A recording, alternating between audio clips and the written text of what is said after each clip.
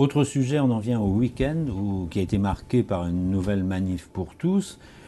Comment on sort de cette situation? Parce que la logique de la loi Taubira aboutit à autoriser, enfin d'ailleurs il y a une circulaire qui le prévoit, à autoriser indirectement la GPA et la PMA. Comment on en sort? Il faut adapter la loi Taubira? Ou il faut adapter la législation dans les autres pays? Comment on fait? D'abord, je crois qu'il faut expliquer un peu les choses, parce qu'on n'y comprend plus rien à ces choses-là. En France, la PMA, ça existe, c'est pour les couples stériles. C'est l'insémination artificielle.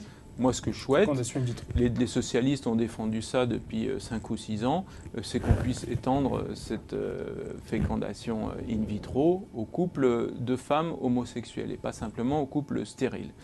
La GPA, c'est tout à fait autre chose, parce que la GPA, ça implique une tierce personne. C'est la gestation pour autrui, ce qu'on appelle les mères porteuses. Or là, on voit bien que ça conduit à la marchandisation des corps. Dans tous les pays où ça s'est fait, même aux États-Unis, alors même qu'il y a quand même des contraintes très fortes. Par exemple, il faut que les femmes aient eu d'autres enfants, il faut qu'il y ait un suivi psychologique pour pas qu'il y ait un lien irrémédiable qui se fasse entre la mère et l'enfant.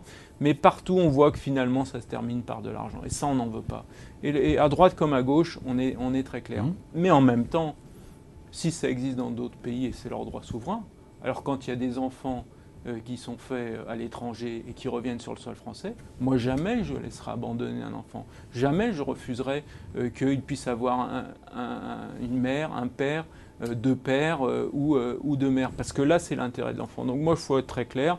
Moi, je suis pour qu'on accorde le droit à ces enfants d'être reconnus pour leurs parents. Et puis qu'ensuite, on porte notre valeur, qu'on porte ces débats au plan international en disant attention à la marchandisation des corps.